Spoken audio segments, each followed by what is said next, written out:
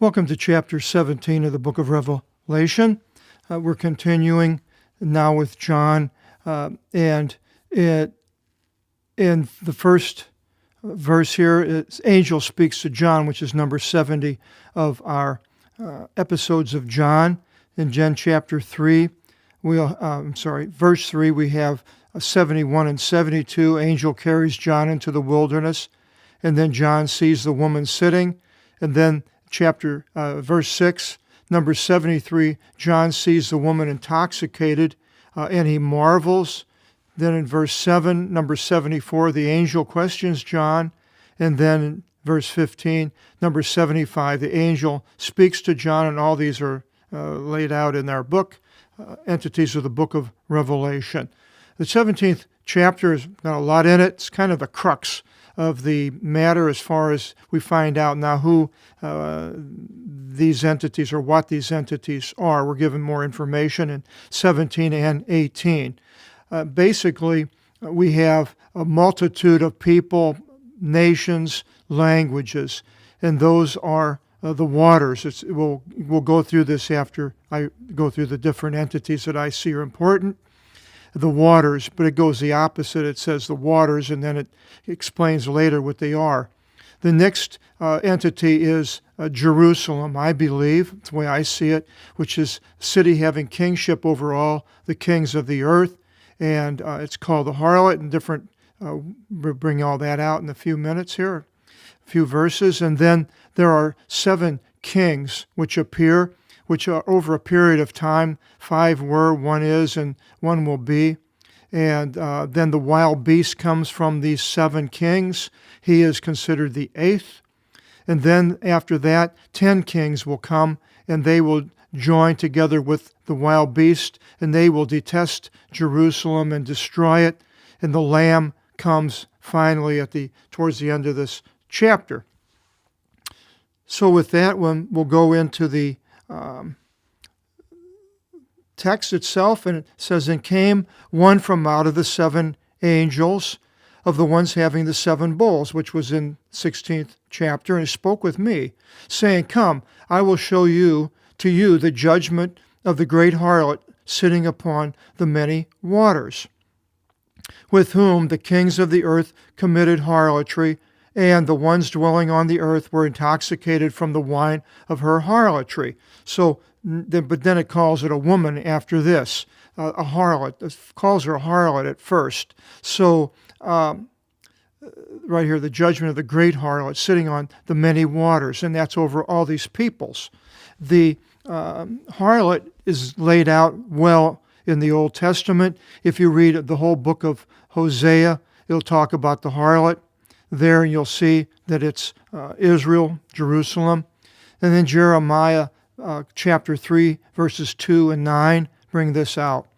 Jeremiah 13:27 says, "Your adultery and your snorting and the alienation of your harlotry upon the hills and in the fields I have seen, your abominations. Woe to you, Jerusalem, for you were not cleansed to follow after me. For how long?" And then in Ezekiel 16 and 23 and 43, 7 and 9, you will find out more of the harlotry of Israel and Jerusalem. And then in Isaiah 57. And so the kings of the earth commit harlotry basically with Jerusalem, which was ruling in Israel. In verse 3, "And he carried me away into the wilderness in spirit."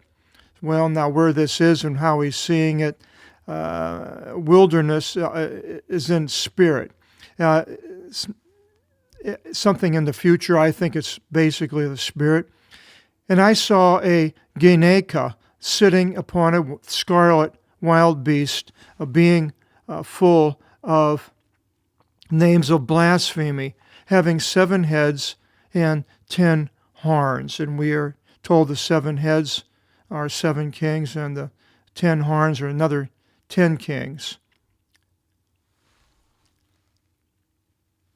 Now, as far as Jerusalem and being the harlot, it's also mentioned if Jesus mentions in Luke 13:33, it says, "For it is not permitted a prophet to perish outside of Jerusalem."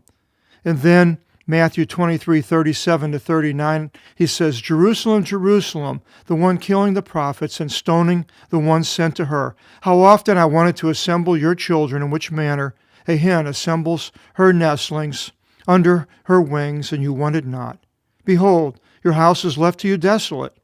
For I say to you, and now in no way should you behold me from now until whenever you should say, being blessed is the one coming in the name of the Lord."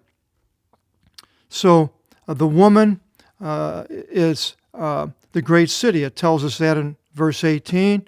So the great city, wearing purple and scarlet, gilded with precious gold and precious stones and pearls, having a golden cup in her hand, full of abominations and uncleannesses of her harlotry. So here your future city, that I believe is Jerusalem, of just all these abominations. A lot of it has to do with money, pearls, gold, precious stones, golden cup, on and on and on, and harlotry, believing in a different God, not Jesus, the wild beast, basically, as I see it.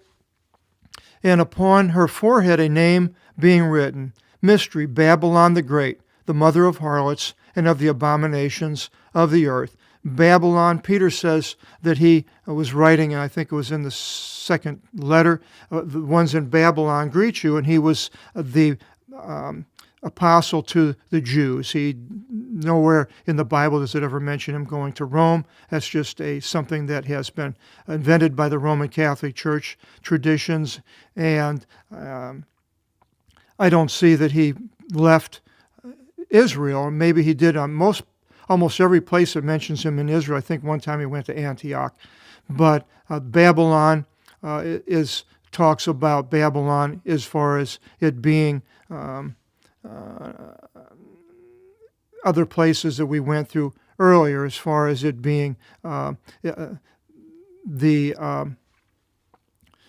allegory for Jerusalem. And I saw the woman being intoxicated from the blood of the holy ones and from the blood of the witnesses of Jesus. And Jesus says that all the prophets are being killed in Jerusalem. It's not allowed for them. It has to be Jerusalem. I mean, it doesn't have to be if you don't want it to be and you say it's something else. Of course, you can do that. But to me, the Bible shows pretty clearly that this is Jerusalem. And I marveled, having seen her with great wonder. And the angel said to me, "Why do you marvel? I will tell to you the mystery of the woman and of the wild beast bearing her, having the 7 heads and the 10 horns." So now this wild beast appears, which is given its power by Satan. Satan is now taking control of Israel at that time, and the Jewish people that are non-believers, except for the 144,000 which are, and he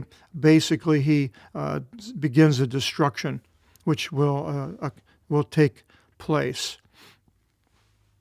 The wild beast which you saw was and is not, and is about to ascend from out of the abyss, and to go into destruction.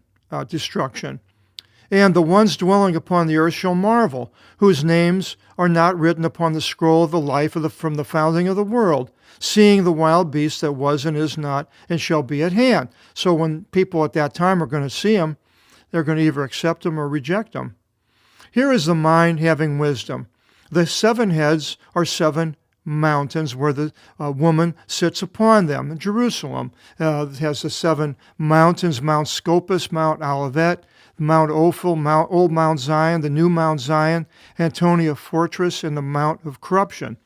You can look on the internet and they have maps and so forth on the 7 mountains. Now, other cities do have 7 mountains, and I think Satan has done a good job of lying over the period of thousands of years, saying that many people think that Rome is this leader in all this, but it's not. It's Jerusalem. And, of course, if you start saying this, and the devil's got it really wired so then the people that do bring out the truth are considered anti-Semitic. And they say that, but I mean, I'm not anti-Semitic. 144,000 Jews, righteous Jews, believe in Jesus. The other ones don't. And so It's just what it says. It's not what I feel. I don't have anything against the Jews. It's just, there are 7 kings, 5 fallen, and 1 is. So now we have these 7 kings. It's over a period. The 5 are fallen. So from what time were they fallen? From when this was written or in the past? It doesn't really say. The 1 is and the other is not yet is come. There could be talking about other kings. I'm not sure. But that part doesn't say, so we just know of what the other one is not yet to come. So that is something that's in the future, not yet to come. And whenever he should come, he must remain a little. And he just remains a short time, and these other 10 kings join up with him. It'll say that here in a little bit. And the wild beast which was and is not, even he is the 8th, and is from out of the 7 kings. So when you see these 7 kings, which we don't today because it's in the future, then you will know what's going on. People that don't know the Bible will be clueless. And he goes into destruction. And the 10 horns which you saw are 10 kings. The ones, that should be ones here, who, some error, who not yet received a kingdom, but receive authority as kings for 1 hour. So they're now this with the wild beast. So now we have out of these 7 kings, 1 king comes, who's the 8th, and he's the wild beast, and he joins up with these 10 other kings, and it's all has to do with Israel, Jerusalem, and that area. And now these kings don't have to be from Jerusalem; they can be from other areas. But it says, and with the wild, they join up for the wild beast. And these have one opinion, and they give the power and their authority to the wild beast. Now, I don't believe that's where the wild beast gets his authority, or giving over their authority. They're allowing the wild beast to do what they should be doing or could be doing because of their authority. And then it goes in, in Daniel 7:24, it says, and the 10 horns of it are 10 kings, and they shall rise up.